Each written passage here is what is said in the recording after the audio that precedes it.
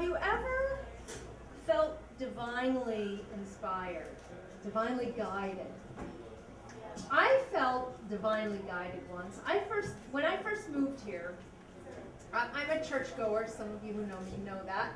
And so when I moved here, I was looking for a new church. And so the way you do that is you go visit various churches that you happen to drive by, or you might hear somebody talk about. And so a few years, maybe I've lived here a year, and I'm still going through this church shopping phase.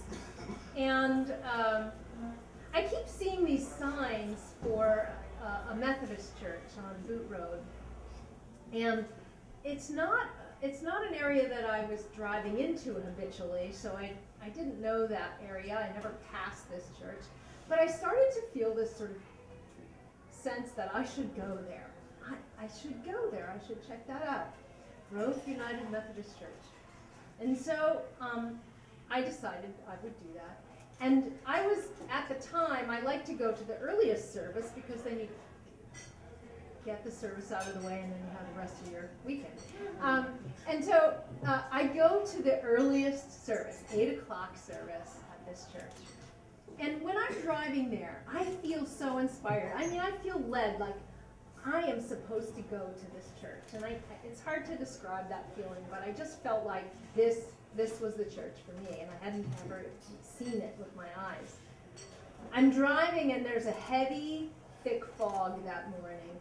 And it's called Grove United Methodist Church because it's beside this cemetery, and there's this very large oak tree at the corner of Boot Road and Whitford. And so in the fog, this beautiful tree looms, and I just look at it, and I'm like, it's a sign, I should be here, woo, And so I'm feeling very inspired. And I walk into church, and just full of expectation. But it was really disappointing. Nobody talked to me. The sermon was really awful. And I drove home crying because I couldn't figure it out. How could I have been so inspired? I thought I had some divine spark. I thought I had it, and I went there and there was nothing. And I was badly treated, and I cried. Well, Wednesday that week, I was homesick. I got a cold or something. I was homesick. Well, what do you know?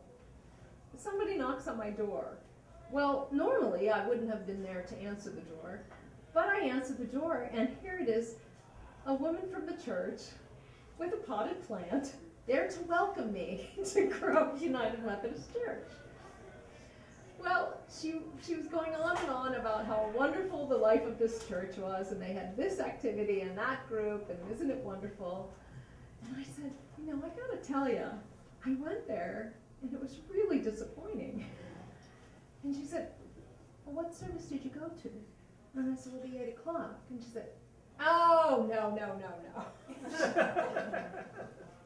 No, you need to go to the 9:30 service, because that's when all the choirs are, and that's when I'll be there, and you're going to come, and I'll find you, and you're going to sit with me, and I'll introduce you to everybody, and you come next week. And I was like, well, okay.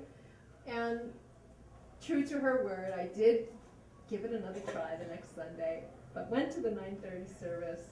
Joanne was there, she greeted me, and all of a sudden I was just enveloped with friendly, wonderful people who took me in right away. And today I continue to be a member of that church, and I consider these folks to be my home and my family. So from a first impression of being very disappointed and feeling like this is a place that is not friendly, I now call this place my home.